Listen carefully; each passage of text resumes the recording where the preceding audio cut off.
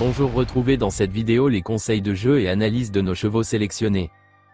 De retour sur l'hippodrome de Deauville pour un quintet qui se disputera sur les 1500 mètres de la piste en sable fibré. 16 concurrents seront au départ. Pour les joueurs de couplet gagnants placés.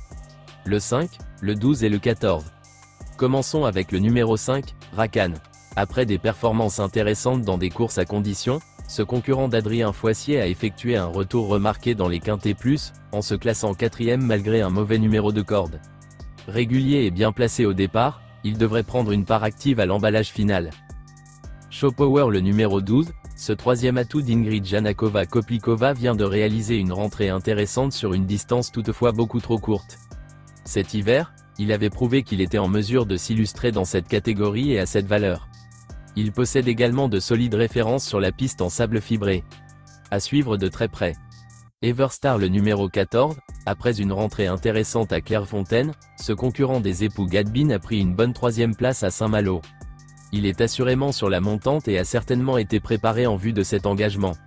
Il ne devrait pas être dérangé par le raccourcissement de la distance et sera confié à Maxime Guyon. Pour les joueurs de multi. Le 5, le 12, le 14, le 11, le 2 et le 10. Scarface, le numéro 11, ce représentant de la Scuderia Micolo fait preuve d'une belle régularité en compétition. Il est toutefois un adepte des terrains lourds et aurait certainement préféré une distance un peu plus courte. Malgré tout, il a déjà prouvé qu'il pouvait se placer à cette valeur. Matt Machine, le numéro 2, est en bonne condition physique. C'est un cheval qui aime la PSF et ce tracé de Deauville. Il a hérité d'un numéro de corde correct, donc je pense qu'il est capable de s'illustrer. Avant le coup, tout se présente plutôt bien pour lui.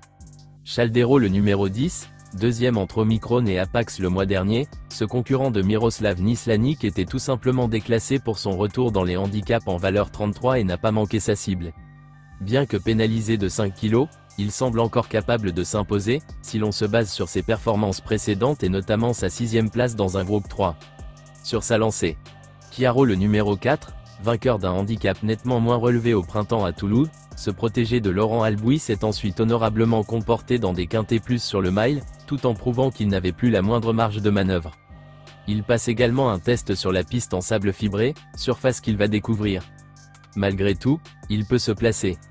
Après avoir remporté son quintet plus sur l'hippodrome de Bordeaux, le Bouscat, VCTE de Jodelet, le numéro 7, n'a pas été en mesure de confirmer à Paris-Longchamp, en courant toutefois correctement.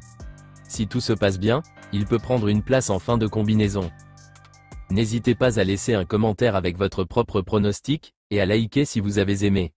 Voici notre pronostic. Bon jeu à tous.